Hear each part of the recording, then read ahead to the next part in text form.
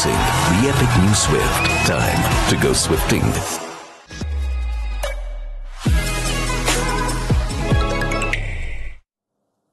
All set then for match 64, which will feature the first team to play out its quota of 14 games in the league stage. That team is the Delhi Capitals, who slipped up against RCB over the weekend, and that leaves them stuck on 12 points. Max they'll get to is 14, and they'll need an improbable sequence of events, even then, to make the playoffs. For Lucknow, it's a little better. They win these two remaining games against Delhi and Mumbai, they can get up to 16.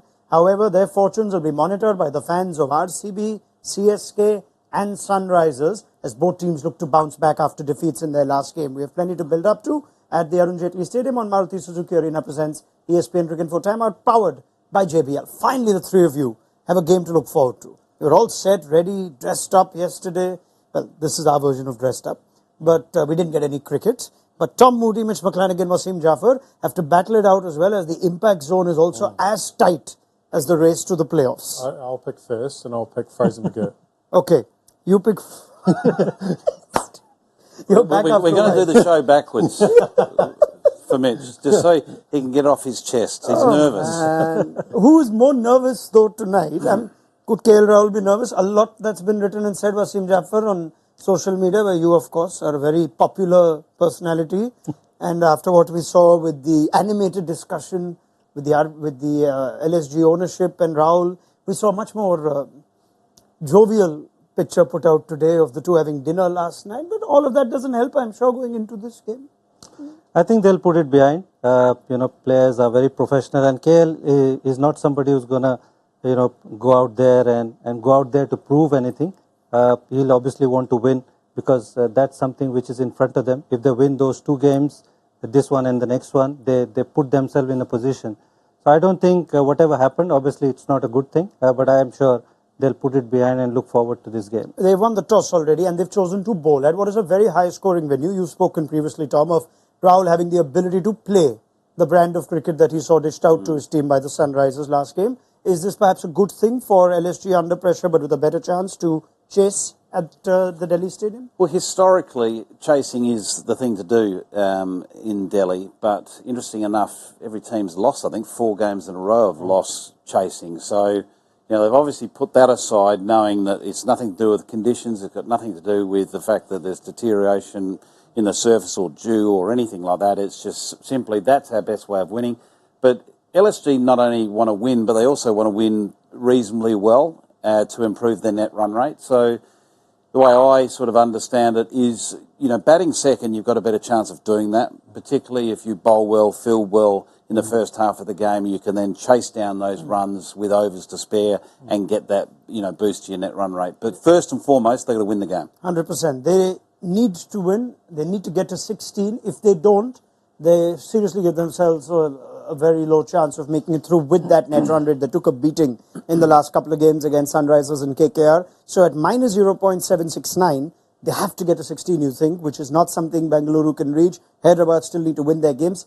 If they win and win well today, that improves their chances, because even 16 may not be enough if Rajasthan, as well as Hyderabad and Chennai Super Kings, all get to that point or more with a better net run rate. So, first and foremost, get the job done. As far as Delhi Capitals go, they can still have an unlikely, really small chance of things going their way. They're batting first, which is how they've won their 3 games in the last 5, Mitch. They stumbled their way in the chase at the Chinnaswamy, but having lost the toss for this strong Fraser McGirt-led batting lineup, perhaps batting first is not the worst thing for a big margin win. I think it's great. I think it's great that they lost the toss and are batting first.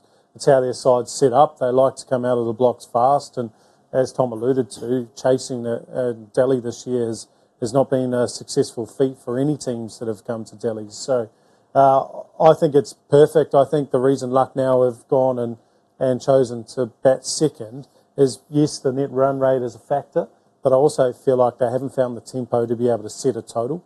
And first and foremost, they'll be trying to win this, and then looking at the net run rate after that as well. So sets up better for them, but Delhi will be elated, I reckon, for being able to go out there and get first use of this surface. Is there another reason also be that their bowlers are quite fresh from the last game? You're a funny little fella, eh? That's crack up. Yeah, no, I agree. Yeah, it could be. Yeah, the loads haven't been up, have they? Unless there was a naughty boy training after. Okay, move on. Sorry, I'm going to lose it. No, that's fine. Well, they obviously had to train, so there's a few overs there. In all seriousness, how would a bowling attack genuinely respond to what we've seen? Not too many would have seen something like that. 9.5 overs blown away 160. It's the problem tonight is that if they don't go in with clear plans to Fraser McGurk, and you'd hope that they're going to be a little bit adventurous what they're trying to do to him. They could be on the end of that again. They really could be. He's exactly the same type of player as Abhishek and Travis Head when it comes to being explosive and getting out of the blocks and not stopping. So, I think that's the key wicket tonight. But if they do end up, if he does get away Fraser McGurk and David Warner, whoever's going to be his partner at the top, I think we might just see the slide downhill again. Interesting. Very interesting. Would you have, with a young player like Fraser McGurk, a quick word after the last game saying you're too important a wicket, don't worry about taking a quick single or backing up too far? Would you have that sort of chat with him? He's such a big wicket right now, and you think that's the best way a team can get him out, run out perhaps? No, I mean, it's an unfortunate one, something you don't train for. But I don't think you need to say anything and, put anything in his mind. You just want him to see ball and hit ball, and that's what he's been doing the best. So I won't be bothering about saying anything to him. All right. The Lucknow Super Giants assistant coach did say something, though, in light of the social media storm that was brought up in the aftermath of the Sunrisers game. Lance Klusner says, I see no problem in a robust discussion between two cricket lovers. He refers, of course, to the chat between KL Rahul and the owner Sanjeev Goenka. For us, it's a storm in a teacup, not a big thing at all. Just what the franchise has said. Tom Moody, seasoned top-flight coach. Do you have your own share of robust discussions between? Yeah, look, I don't drink tea, but it must have been a big cup. The stadium was a cup. Yeah, look, absolutely have conversations. Not quite as animated as that, but, there's a time and a place for those things, and I think that's where they got that wrong. As simple as that. Sure. You do it out of the public eye. Yes, the owner has got every right to, ask questions about the team and how could they get decimated like that, and because he's got pride and he loves his team and he's very proud of that team and all his players. So that's pure emotion coming out. Yeah. And KL Rahul, just walking off the field, it's like, defending a tidal wave of emotion is not the time at 100%. That point. So the timing and the place was just wrong. And there's nothing wrong with, having a robust discussion around, whether you win a game or lose a game. It's good to discuss it. Yeah, it is. But it's also good to give yourself some time to take the emotion out of it. Yeah. And so after the game, directly after the game, all of these conversations, you try and avoid them. If something's gone really bad... It doesn't work like that, though. Yeah, but you don't need to address it straight away. Give yourself some time to relax emotionally, take it to the next day, and then when everyone's emotion levels are down, you've had some time to relax a bit. Could have been done when they had the dinner. That was probably the good time. And it was obviously scheduled at that time. It could have done breaking bread together. Yeah, the dinner was obviously planned from before that game. Yes, of course. Not a reaction to, and the picture as well. Who got the Geez, candid as well. Okay. If you want robust discussions, as you would know, just watch the show. You'll get it all right through the IPL as you have with these fine gentlemen to my left. Now, let's have a robust discussion on the teams for today, starting with the Lucknow team under much conversation. And Mohammad Arshad Khan returns. Mohsin Khan, after taking a blow to the head and missing out as an impact sub when Yudhvir Singh Charak played his first game, and now they have managed to fit in all of them in. So some reactions, perhaps, Tom, for the bowling fallout in 9.5 overs where Yash Thakur has missed out, and they've made, K. Gautam has missed out as well. They've made changes and brought in almost a fresh set of Indian seamers. Yeah, interesting. It's good to see Mohsin Khan back in. I think it's really important. He's a proper spearhead, particularly when we talk about Delhi Capital's top order that are a real threat, and more than likely, we'll see in a minute, but they'll be boasting a lot of their overseas batters. So, you need an attack that can have an impact early and put them under pressure and have very, very clear plans on how they're going to try to undermine the one name we've talked about already, Fraser McGurk. How are we going to get him out? Yudhvir Charak also back in for Yash Thakur. I guess something to just change it up. Yeah, I mean, Yash Nin had quite a few ordinary games, I would say. He's not at his best, even though he's picked up 5-wicket haul in this tournament. So I feel Yudhvir Charak is not a bad inclusion. So is Arshad Khan. He can bat a bit. Sure. Left arm seamer. He bowls at decent pace. So I feel it's a good enough attack, but it's all important how they bowl in the power play. That's going to be very key. The one thing that surprised me a little bit is they didn't play the left arm spinner. Siddharth. I just thought that may have been a smart selection because he's only played 1 or 2 games, but there's a lot to like about what we've seen in that little brief visit, and it may well be, we're not going to see it, but it may well have been quite an interesting match-up against their openers because he's got a clever arm ball, he can swing that new ball, and he can obviously turn it away from the right-handers.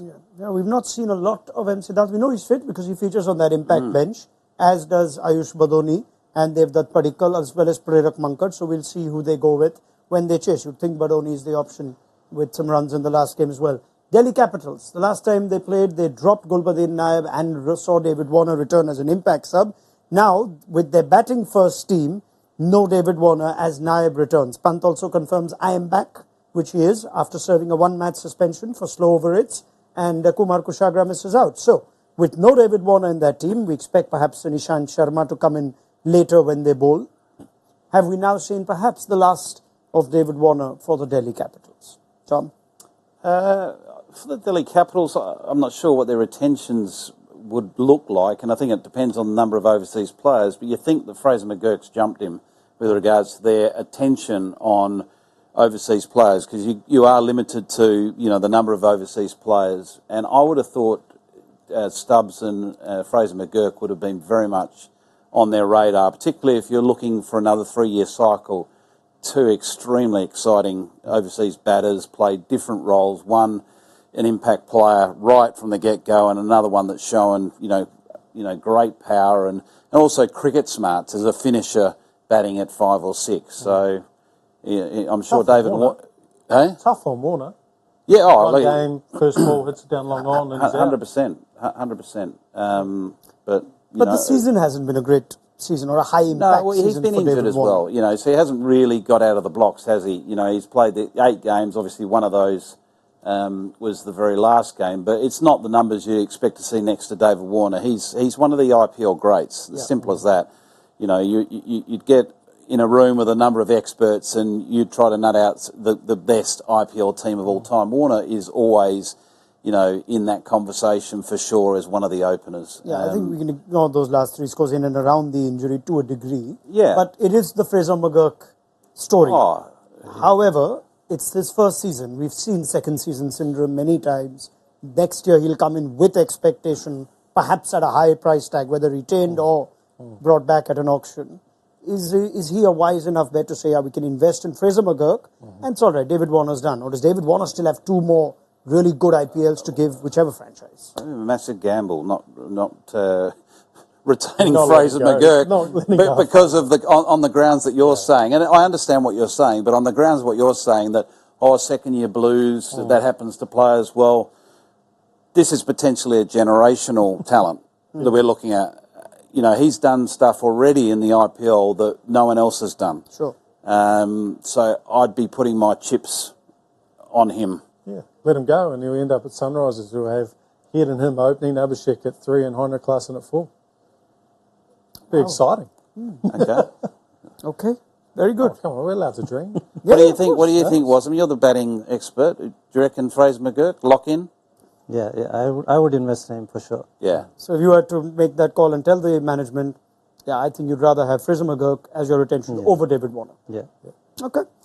Warner is also quite a reasonable price pickup at the last big auction at just 6.25 crores. So we see whether that's the kind of appetite franchises have for him. And of course, there's still so much that's yet to be known about the retention policy. So we will revisit that a little later. As we just pick up more conversations here, Delhi's bowling, does it perhaps have the same teeth in it as the impressive turnaround that's credited more to the batting? They've decided to not worry about an overseas option. Gulbadin Naib's there, but he doesn't often bowl, or he hasn't bowled in that one game that they played him. And in extras, 145 is the value. They've had 16 20 plus run overs, 53 15 plus run overs, economies of tens, and the league rank everywhere is right at the bottom. Now, how much do we sympathise with the ground also being the highest scoring ground? I think that's, so I think that's why you see the extras so high, because on this ground, you've got to hit the corners more often than not. So you've got to err on the side of a wide, whether it's the shorter ball, slower ball, or the wide Yorker. So that's why those numbers are going to be a little bit higher. And you don't mind that as a bowling coach too much. You're obviously hoping they hit the line, but if it's outside, it's better than being closer to the stumps where it becomes an easy hit. The concern is those big overs, and those are what lose you matches. Overs of 15 plus, particularly those overs of 20 plus. That's what was I think the number was 16. That's incredibly high in terms of the amount of 20 run overs throughout the tournament, and that's where they've been missing. When their first couple of balls have gone for 6 in an over or 4, they haven't been able to execute defensive plans well enough to finish that over, make it only go for 14 or 13. They are a largely defensive bowling unit as far as the fast bowlers go. The kind of pacers they've chosen, let out Nokia and just said Ishan, Mukesh, Rasik, perhaps Khalil. Khalil may be a different one, but how are they building their bowling from what you see? Well, sometimes the best form of defence is attack, and that is to take wickets. And I think they tried that and persevered with that for a long time with Nokia in the first more than half of the season. And obviously Nokia, hasn't had the IPL he would have liked. But you also need to understand it's a huge responsibility for him to take on when he's coming from zero cricket and coming back from a significant injury. So maybe that gamble, maybe they knew they were taking that gamble, but it certainly hasn't paid off. Yeah, Kuldeep is key. And that's something that we have seen for the Delhi bowling lineup. And he has a favourable matchup against Nicholas Pooran. And one of the wow moments of the tournament was when Kuldeep got Pooran first ball in what was a very impressive win for Delhi at a tough ground in Lucknow. And it kind of triggered their turnaround. It's the game that saw Jake Fraser-McGurk debut in the IPL. A lot changed there. And Kuldeep Yadav once again remains key. And that's the one tick. His form is something that India would be very happy with. Yeah, for sure. And he's the key in that bowling attack. If you remember that game as well, Lucknow won the power play, and then he came in and got a couple of wickets, 2 in 2. He's got KL out and he's got Pooran out, and he changed the game completely, and Delhi went on to win that game. So he's key to that bowling attack, especially in that middle overs. Otherwise, Akshar has his limitation, even though Akshar has done well. But when you've got left-handers, when you've got Pooran in front of him, you could see Akshar won't be bowling at that time, and you probably see Tristan Stubbs or somebody else bowling. Yeah. So Kuldeep is key to this bowling attack. He's key, and I feel like in this kind of chase, so let's say Delhi get a decent score.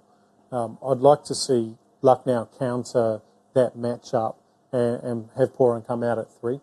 I think on this ground it's definitely not big enough. The surface is going to be good enough, and what you don't want is Nicholas Pooran starting against Kuldeep.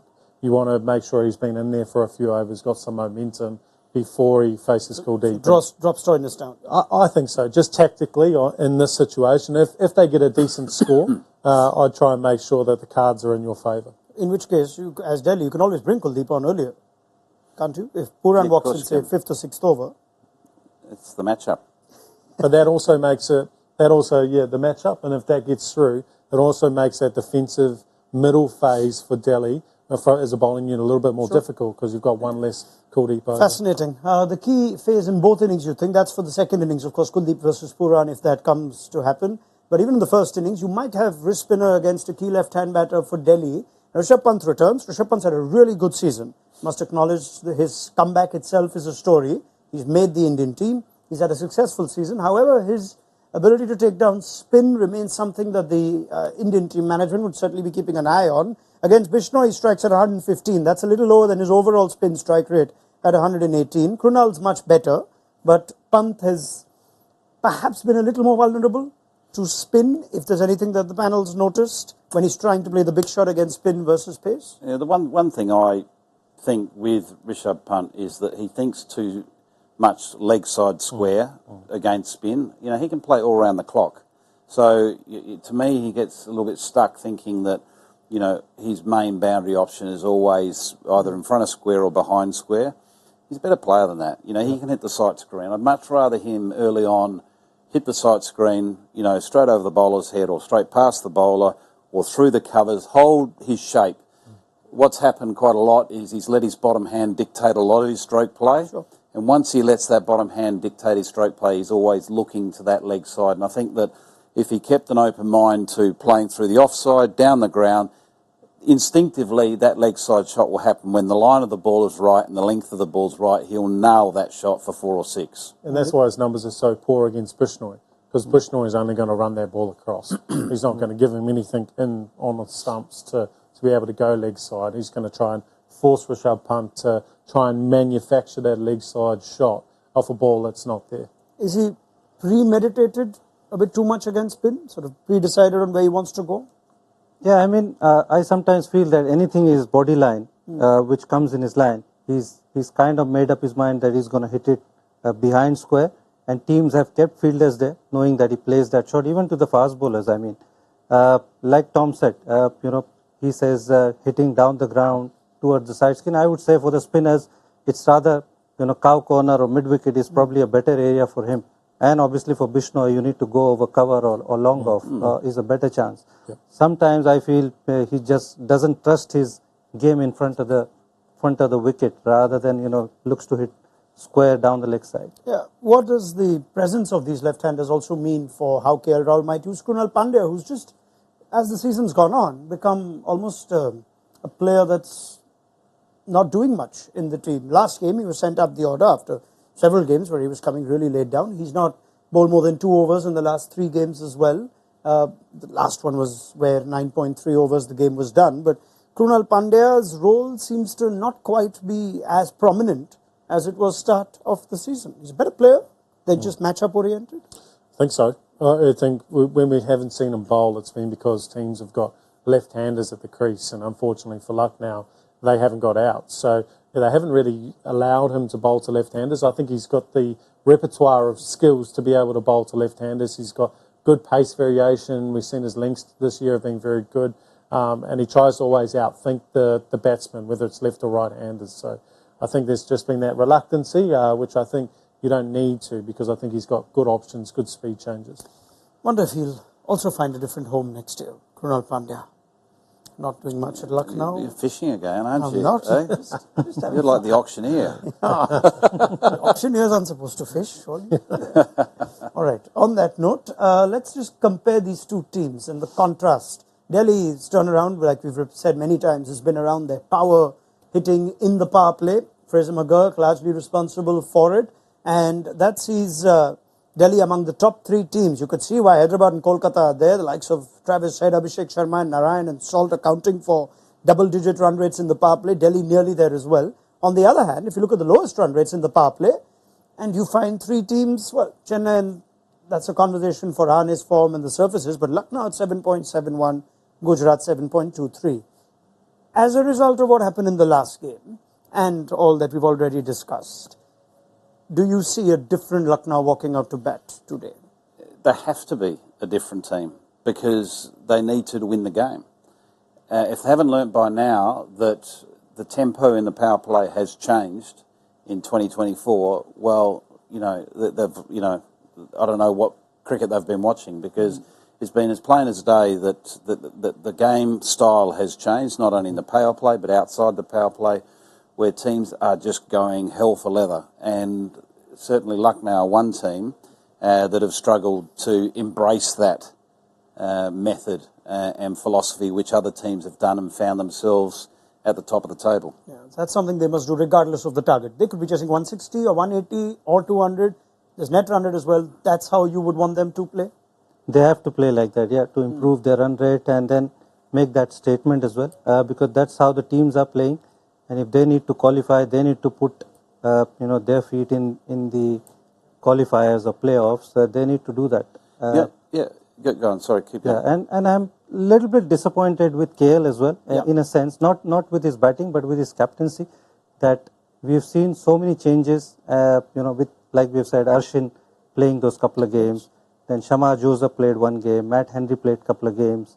And he had Kyle Mayers, who could have replaced Quinton de Kock. And he's not stamped his authority as a captain, because I can sympathize for Justin Langer, because he doesn't know a lot of domestic players. He's somebody who's new to the system. But KL knows everybody. He's seen Kyle Mayers do what he did last year, and obviously Arshin and all that. And he's allowed, to play a team, knowing that, he could have played different players and backed different players. So a little bit disappointed with that. But saying that, what we've been talking, they need to play that, different brand of cricket what they've been playing so far. Yeah, I can see Wasim's point. If the power play is the problem, then once de Kock went, you needed someone with the same pedigree, at least. And that's coincided with this indifferent form that Lucknow have had. Even though they changed it up and got in an Ashton Turner, it didn't solve how they started. You sense there's a ripple effect once they start like that with the rest of their batting? Absolutely. And it's hard to catch up. If you're starting on the back foot like that, it's very hard to catch up. And it just puts too much pressure on that middle order. And you've got two perfect examples this year in the IPL. The two teams that have changed their style to accommodate how the game's being played. And that's one of them they're playing against tonight, and that's Delhi Capitals. The other one's RCB. Correct. Both teams were cantering in the first half of the season, and their results were, obvious to the way they were playing. They were losing a lot. Suddenly there's been a shift in approach, and it's a completely different story for both those teams. Very well. It's a fascinating game. With stakes still high, Delhi do not want to just bend over and let Lucknow pick up the points here. Whether or not the win is enough for them, we find out. But they'd love to end on a high in front of their home crowd at the Arun Jaitley Stadium. And for Lucknow, it's got to be this game. Otherwise, they really fall behind. So on that note, let's enter the impact zone.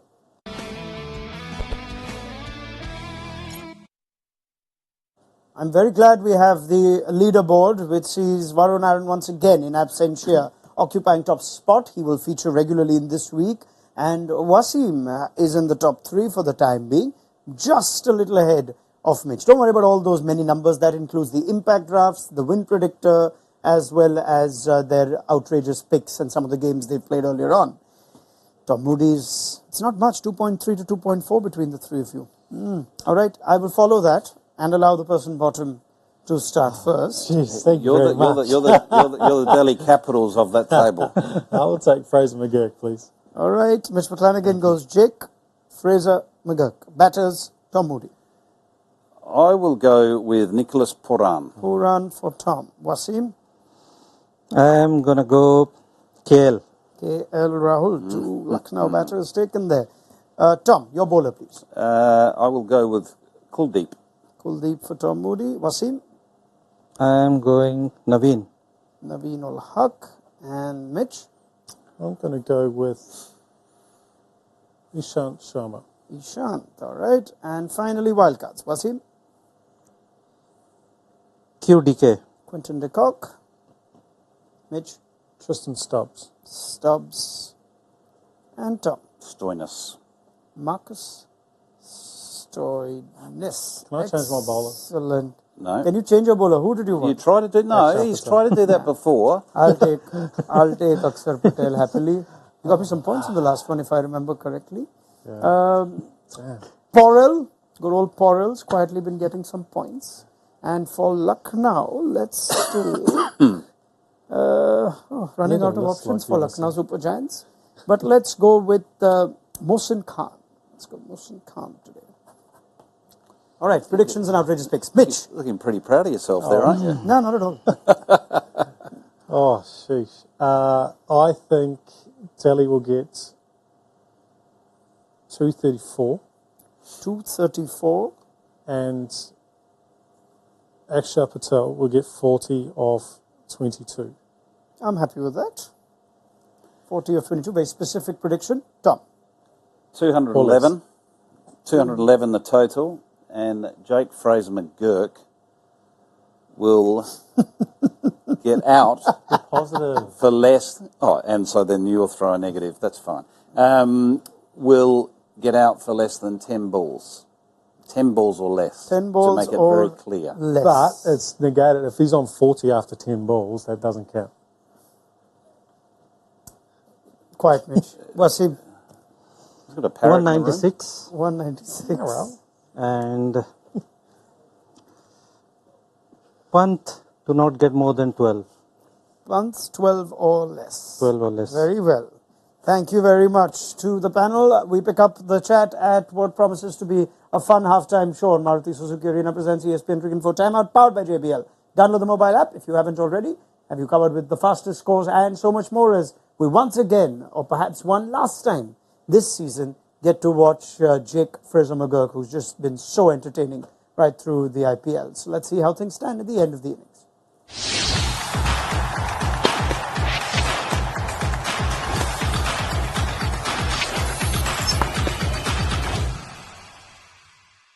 Introducing the epic new Swift. Time to go swifting.